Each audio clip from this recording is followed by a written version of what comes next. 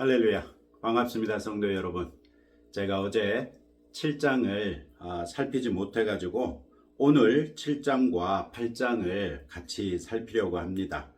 한 파일에서 두 개 다 하는 게 아니라 7장 거 먼저 올리고 이어서 8장 것도 바로 올리도록 하겠습니다.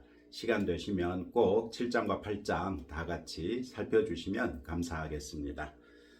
오늘 우리가 묵상하는 하나님의 말씀은 요한계시록 7장 1절부터 17절입니다. 오늘의 성경에서는 구원받는 무리들과 그들이 보좌에 앉으신 하나님과 어린 양을 찬양하는 것을 볼 수 있습니다. 오늘의 성경 1절은 이 일 후에 이렇게 시작합니다. 바로 앞장 6장에서 하나님의 어린 양이 앞뒤로 기록된 두루마리를 봉한 7인 중에 6개까지 뗀 이후를 말하는 것이죠. 즉 7장은 6장에 따라 일어나는 일을 보여주는 것입니다. 우리는 당연하게도 첫 네 인이 개봉됐을 때 바로 나갔던 네 말들과 그 위에 탄 자들이 세상의 4분의 1에 대하여 각각 무자비한 심판을 수행할 것으로 기대합니다. 그런데 1절에서 이 네 천사들이 땅 네 모퉁이에 서서 땅의 사방의 바람을 붙잡아 바람이 땅이나 바다나 각종 나무에 불지 못하게 한다고 말합니다. 땅의 네 모퉁이란 동서남북 네 방향의 모퉁이를 가리키는 것이고 이는 곧 땅끝을 말하는 것이며 그렇기 때문에 사방이 다 포함되어 있는 걸 보면 온 땅을 말하는 것으로 보면 될 것입니다. 또 이 사방으로부터 부는 바람은 온 세상을 심판하는 것을 말하겠지요. 즉각적으로 일어날 것 같았던 파괴적인 심판이 잠시 유보된 것입니다. 무엇을 위해 유보된 것입니까? 그 답은 2절과 3절에서 발견됩니다. 또 다른 천사가 살아계신 하나님의 인을 가지고 해돋는 데로부터 올라옵니다. 해돋는 곳, 이곳은 동쪽을 말하는데 에스겔서 43장 2절과 4절에서 동쪽은 하나님의 영광이 성전으로 임하시거나 하나님의 백성을 찾아오실 때 동쪽에서부터 오십니다. 따라서 천사가 해돋는 곳으로부터 온다는 것은 백성에게 임할 하나님의 긍휼과 자비를 기대하게 하는 것이지요. 이 천사는 땅과 바다를 해롭게 할 권세를 받은 네 천사를 향하여 큰 소리로 외쳐 이르되 우리가 우리 하나님의 종들의 이마에 인치기까지 땅이나 바다나 나무들을 해하지 말라 이렇게 선언합니다. 이 조치는 당연하게도 우리에게 두 가지 사건을 떠올리게 하지요. 첫째는 출애굽 당시 문설주와 문지방에 양의 피를 발랐더니 그 피를 보고 사망의 심판이 넘어간 것이 생각나고요. 둘째는 에스겔서 9장 4절 말씀에 여호와께서 이르시되 너는 예루살렘 성읍 중에 순행하며 그 가운데에서 행하는 모든 가증한 일로 말미암아 탄식하며 우는 자의 이마에 표를 그리라 이렇게 말씀하신 사건입니다. 세상에 횡행하는 죄악으로 인해 하나님의 의를 위하여 탄식하며 울었던 하나님의 경건한 백성의 이마에 표를 그림으로 그들을 심판의 실행자들로부터 지켜주신 것이죠. 우리는 6장에서 인이 떼어지며 심판이 선언됐음에도 불구하고 하나님께서 세상에 있는 경건한 백성을 단 한 사람이라도 우상 숭배자들과 함께 죽임당하고 망하지 않도록 보호하시기 위해 심판을 지연시키시는 것을 볼 수 있습니다. 그렇다면 우리가 살고 있는 바로 이 신약시대야말로 하나님의 백성의 이마에 인치시는 그런 때가 되겠지요. 우리 그리스도인들은 스스로를 오늘의 성경 14절에서 어린 양의 피에 그 옷을 씻어 희게 된 흰옷을 입은 성도라고 자부하고 있죠. 그런 면에서 우리 이마에는 비록 육안으로는 보이지 않을지라도 하나님의 백성이라는 인이 찍혀 있을 것이고, 이로써 우리는 종말론적 심판에서 구원을 받게 될 것입니다.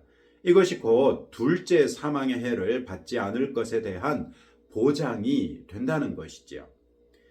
오늘의 성경 1절부터 3절은 우리가 왜 예수 그리스도를 믿어야 하는지 그 이유를 분명하고도 간결하게 말해줍니다. 소돔과 고모라가 멸망할 때 하나님께서는 그 땅에 살면서 하나님에 대한 믿음을 지켰던 의로운 롯과 그의 가족을 구원하셨습니다. 열왕기상 19장에서 엘리야가 보기에 이스라엘 땅에 자기만 홀로 남은 선지자인 것 같았으나 하나님께서는 그 땅에 바알에게 무릎을 꿇지 아니하고 바알에게 입맞추지 아니한 경건한 성도를 무려 7,000명이나 있다는 것을 아셨습니다. 심지어 바벨론 제국이 유다를 무너뜨리는 절체절명의 순간에도 다니엘과 같은 믿음의 사람들을 바벨론에 끌려가게 하심으로써 오히려 구원하시는 하나님이시라는 것을 볼 수 있었죠. 하나님께서는 의인이 악인과 함께 망하는 것을 결코 가만두고 보지 않으시는 우리의 영원하신 아버지이십니다. 이 사실 하나만 가지고도 우리가 끝까지 믿음을 붙들 만한 충분한 이유가 되지 않겠습니까? 4절부터 8절은 많은 기독교 계열 이단들이 문자적으로 해석해서 무리를 일으키고 있는 인침을 받은 숫자 14만 4천이 언급됩니다. 우리는 앞에서 우리가 살고 있는 신약시대야말로 종말론적 심판이 유보되고 있는 기간이요 하나님의 백성의 이마에 인치고 있는 기간이라 이렇게 말씀드렸습니다. 그렇다면 4절에 인침을 받은 자의 수에는 반드시 우리도 포함되어야만 하겠지요. 그렇다면 4절에 명백하게 언급된 이스라엘 자손의 각 지파 중에서 인침을 받은 자들, 이런 표현에 우리 역시도 대한민국 국민인데 이스라엘 백성이 아닌데 우리도 포함된다는 말인가요? 이 질문에 대한 답변은 갈라디아서 6장 16절에 무릇 이 규례를 행하는 자에게와 하나님의 이스라엘에게 평강과 긍휼이 있을지어다 라는 말씀을 통해서 쉽게 힌트를 얻을 수 있습니다. 바울은 이 구절에서 마치 구약시대에 할례를 받으라는 규례를 행함으로써 이스라엘 백성이 됐던 것처럼 신약시대에는 예수님이 십자가에서 흘리신 피로써 새로운 피조물이 된 사람들을 하나님의 이스라엘이라고 가리킵니다. 즉, 오늘의 성경에서 인침을 받는 이스라엘 자손은 구약의 12지파뿐만이 아니라 신약시대의 교회 또한 포함하고 있다는 것입니다. 이것은 14만 4천이라는 숫자가 12 곱하기 12 곱하기 1000으로 분해될 수 있는 것을 통해서도 알 수 있습니다.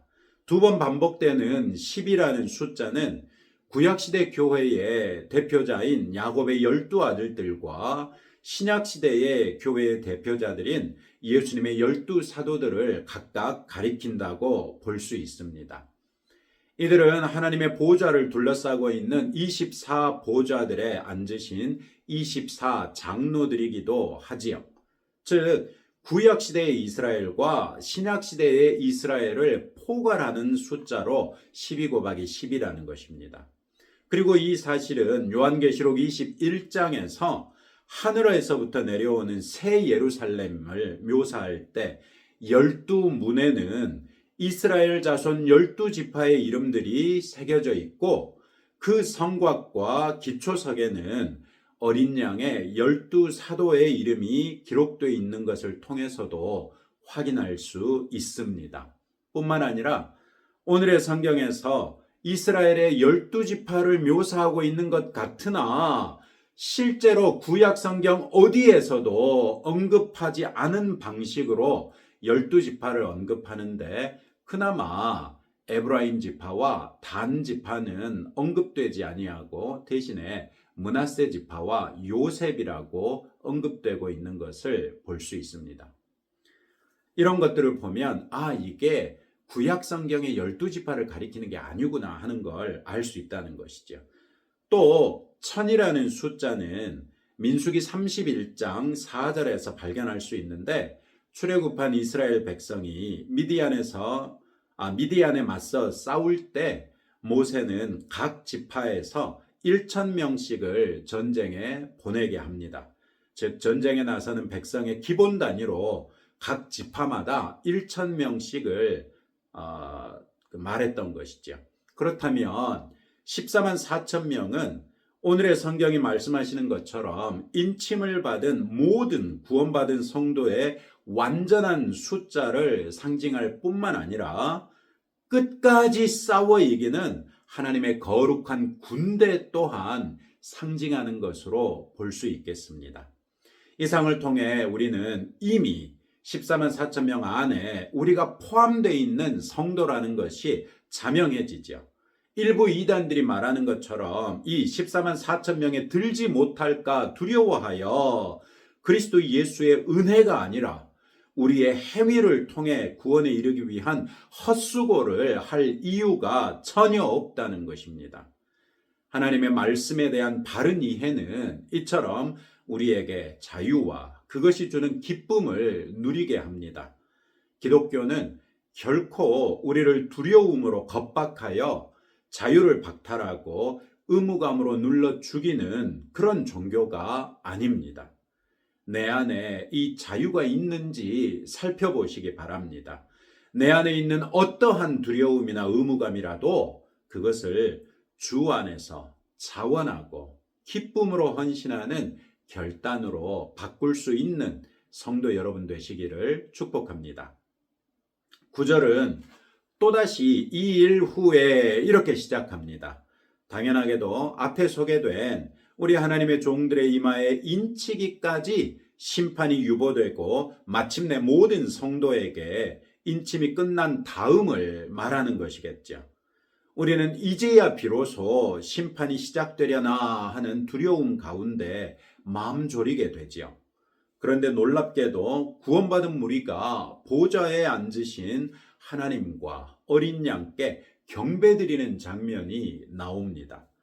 이들 경배자들은 각 나라와 족속과 백성과 방언에서 모인 사람들이니 구약 교회뿐만 아니라 신약 교회를 포함하고 있다는 것이 분명하죠. 아무도 능히 셀 수 없는 큰 무리라고 하니까 이것은 앞에서 언급한 14만 4천으로 상징되는 완전한 숫자, 즉 14만 4천이 정확히 그 숫자가 아니라 모든 성도를 포괄하는 완전수라는 것을 다시 한번 말해주는 표현이라고 할 수 있겠습니다. 그들이 흰옷을 입은 것에 대해서는 14절이 말하고 있는 것처럼 어린 양의 피에 그 옷을 씻어서 희게 했기 때문이고 우리는 곧 큰 환난 중에도 끝까지 믿음을 지킨 자들을 가리킨다는 것도 알 수 있습니다. 이 구원받은 무리가 손에 종려가지를 들고 큰 소리로 외쳐 이른다는 것은 승전의 기쁨을 상징하는 것이죠. 예수님이 예루살렘에 입성하실 때에 백성은 비록 오해했던 것이긴 하지만 그리스도께서 사망의 권세를 이기고 승리하실 것을 그 호산나 호산나 외침으로써 환호했던 것을 알 수 있죠. 이 무리 안에는 우리 각 사람들도 포함될 것입니다. 그때 우리가 외칠 찬양의 구호는 구원하심이 보좌에 앉으신 우리 하나님과 어린 양에게 있도다 하는 것입니다.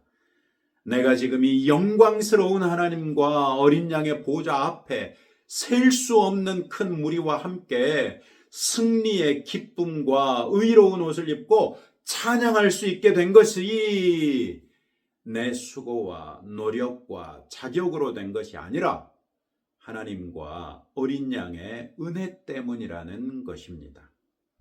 우리가 이렇게 구원하신 하나님과 어린 양의 은혜를 큰 소리로 고백할 때 하나님의 보좌 앞에 있는 24 장로와 네 생물과 그 주위에 있던 모든 천사들이 보좌 앞에 엎드려 얼굴을 대고 하나님께 경배하여 이르되 아멘. 찬송과 영광과 지혜와 감사와 존귀와 권능과 힘이 우리 하나님께 세세토록 있을지어다. 아멘. 이렇게 우리와 함께 하나님께 영광을 돌리게 될 것입니다. 할렐루야. 이렇게 하나님과 어린 양의 구원의 은혜를 찬양하는 우리에게 하나님께서는 그 누구도 깨뜨릴 수 없고 침략할 수 없는 장막을 쳐서 우리를 영원히 보호하실 것이며 우리는 하나님의 성전과 하나님의 보좌 앞에 영원히 거하게 될 것입니다. 그런 우리에게 보좌 가운데 계신 어린 양이 우리의 목자가 되사 생명수 샘으로 인도하시고 하나님께서 우리의 눈에서 모든 눈물을 씻겨 주실 것입니다. 그러면 언제 이런 일들이 일어나겠습니까? 1절에 이 일 후에와 9절에 이 일 후에 사이에는 얼마나 시간이 지날까요? 9절부터 17절은 성도의 최후이자 영원한 상태를 말해주고 있지요. 즉 모든 일이 끝난 다음에 최종적으로 일어날 일이라는 것입니다.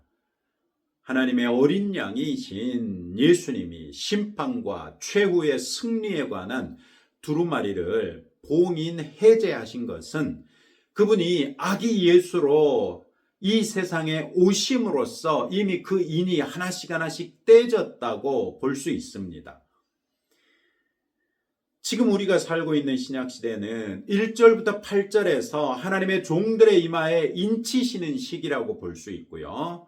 9절부터 17절은 인치심이 끝나고 6장에서 16장까지 언급하고 있는 최후의 심판이 다 끝난 다음에 일어나는 일이라는 것입니다.